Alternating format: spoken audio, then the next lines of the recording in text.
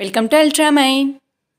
இந்த வீடியோவில் நம்ம என்ன பார்க்க போகிறோன்னா இந்த மை, அவர், யுவர் இந்த மாதிரி வார்த்தைகளுக்கெல்லாம் என்ன மீனிங் அப்படிங்கிறதையும் இந்த மாதிரியான வார்த்தைகளுக்கான எக்ஸாம்பிள் சென்டென்சஸையும் பார்க்கலாம்.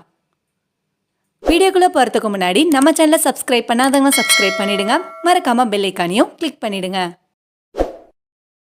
First one my. மைனா என்னுடைய. இதை நம்ம நார்மலாக பேசும்போது என்னோட அப்படின்னு சொல்லுவோம்.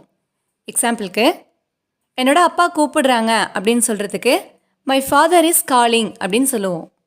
அப்போ இங்கே மை அப்படின்னா என்னுடைய. அதே மாதிரி என்னோட ட்ரெஸ் எப்படி இருக்குது அப்படின்னு கேட்குறதுக்கு ஹவ் இஸ் மை ட்ரெஸ் அப்படின்னு கேட்போம்.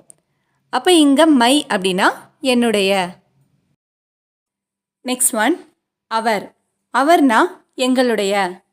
இதை நம்ம நார்மலாக பேசும்போது எங்களோட அப்படின்னு சொல்லுவோம்.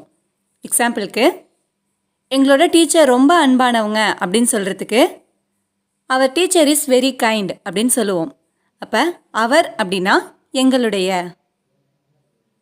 இப்போ அதே மாதிரி இதான் எங்களோட வீடு அப்படின்னு சொல்கிறதுக்கு திஸ் இஸ் அவர் ஹோம் அப்படின்னு சொல்லுவோம். அப்போ அவர் அப்படின்னா எங்களுடைய. Next one your. யுவர்னா உங்களுடைய.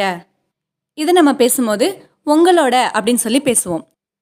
இப்போது உங்களோட ஃப்ரெண்டு வந்துட்டுருக்காங்க அப்படின்னு சொல்கிறதுக்கு யுவர் ஃப்ரெண்ட் இஸ் கம்மிங் அப்படின்னு சொல்லுவோம். அப்போ யுவர் அப்படின்னா உங்களுடைய. அதே மாதிரி உங்களோட அம்மா எங்கே அப்படின்னு கேட்குறதுக்கு வேர் இஸ் யுவர் மதர் அப்படின்னு கேட்போம். அப்போ இங்கே யுவர் அப்படின்னா உங்களுடைய. Next one his. ஹிஸ்னா அவனுடைய.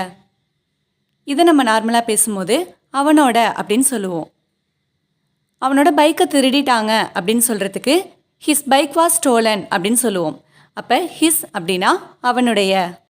இப்போ அதே மாதிரி அவனோட பேர் என்ன அப்படின்னு கேட்குறதுக்கு வாட்ஸ் இஸ் நேம் அப்படின்னு கேட்போம். அப்போ ஹிஸ் அப்படின்னா அவனுடைய. Next one hour. ஹர்னா அவளுடைய.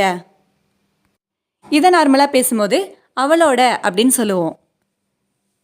அவளோட அப்பா ஒரு டாக்டர் அப்படிங்கிறதுக்கு her father is a doctor அப்படின்னு சொல்லுவோம். அப்போ ஹர் அப்படின்னா அவளுடைய.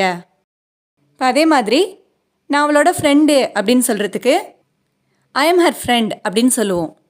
அப்போ ஹர் அப்படின்னா அவளுடைய. Next one it's. இட்ஸ்னா அதனுடைய. இதை நம்ம நார்மலாக பேசும்போது அதோட அப்படின்னு சொல்லுவோம் இல்லையா.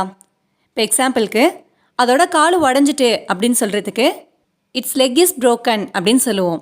அப்போ இட்ஸ் அப்படின்னா அதனுடைய. இப்போ அதே மாதிரி அந்த டீம் அதோட நம்பிக்கையை இழந்துட்டு அப்படின்னு சொல்கிறதுக்கு the team last it's hope அப்படின்னு சொல்லுவோம். இப்போது இட்ஸ் அப்படின்னா அதனுடைய. Last one their. தயர்னா அவர்களுடைய. இதை பேசும்போது அவங்களோட அப்படின்னு சொல்லுவோம். எக்ஸாம்பிளுக்கு அவங்களோட முடிவு தப்பு அப்படின்னு சொல்கிறதுக்கு தயர் டிசிஷன் இஸ் ராங் அப்படின்னு சொல்லுவோம்.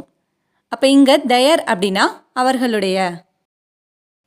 அதே மாதிரி இது அவங்களோட தப்பு அப்படின்னு சொல்கிறதுக்கு இட்ஸ் தயர் ஃபால்ட் அப்படின்னு சொல்லுவோம். அப்போது தயர் அப்படின்னா அவர்களுடைய. இந்த வீடியோ உங்களுக்கு யூஸ்ஃபுல்லாக இருந்துச்சுன்னா லைக் பண்ணுங்கள், கமெண்ட் பண்ணுங்கள், மறக்காமல் உங்கள் ஃப்ரெண்ட்ஸுக்கும் ஷேர் பண்ணுங்கள். அண்ட் தேங்க்ஸ் ஃபார் வாட்சிங்.